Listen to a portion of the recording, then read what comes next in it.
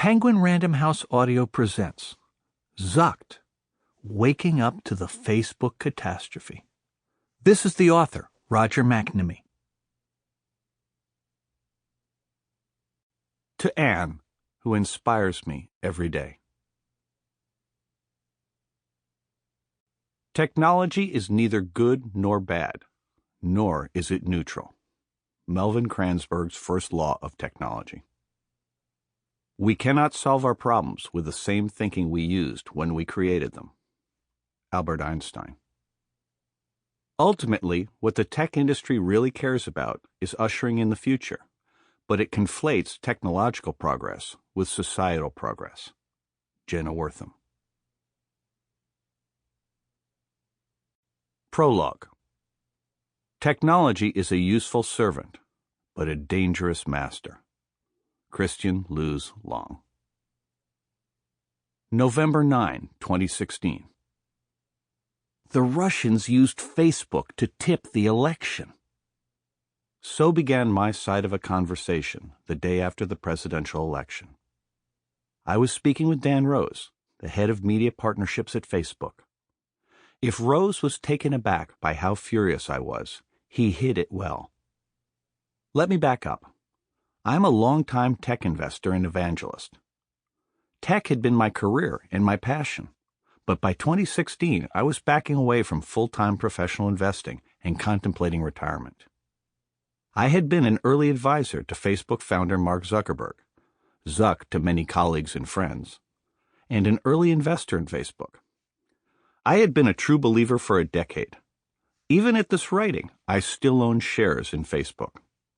In terms of my own narrow self-interest, I had no reason to bite Facebook's hand. It would never have occurred to me to be an anti-Facebook activist. I was more like Jimmy Stewart in Hitchcock's Rear Window. He is minding his own business, checking out the view from his living room when he sees what looks like a crime in progress, and then he has to ask himself what he should do. In my case, I had spent a career trying to draw smart conclusions from incomplete information. And one day early in 2016, I started to see things happening on Facebook that did not look right. I started pulling on that thread and uncovered a catastrophe. In the beginning, I assumed that Facebook was a victim, and I just wanted to warn my friends. What I learned in the months that followed shocked and disappointed me. I learned that my trust in Facebook had been misplaced. This book is the story of why I became convinced, in spite of myself, that even though Facebook provided a compelling experience for most of its users, it was terrible for America and needed to change or be changed, and what I have tried to do about it. My hope is that the narrative of my own conversion experience will help others understand the threat. Along the way, I will share what I know about the technology that enables internet platforms like Facebook to manipulate attention.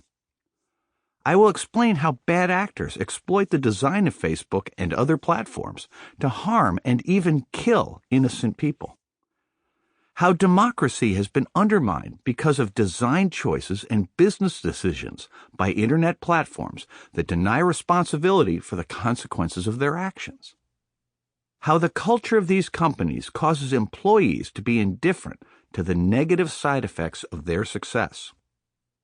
At this writing, there is nothing to prevent more of the same. This is a story about trust. Technology platforms, including Facebook and Google, are the beneficiaries of trust and goodwill accumulated over 50 years by earlier generations of technology companies. They have taken advantage of our trust, using sophisticated techniques to prey on the weakest aspects of human psychology, to gather and exploit private data, and to craft business models that do not protect users from harm. Users must now learn to be skeptical about products they love, to change their online behavior, insist that platforms accept responsibility for the impact of their choices, and push policymakers to regulate the platforms to protect the public interest. This is a story about privilege.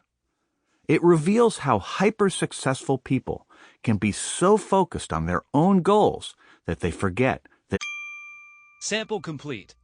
Ready to continue?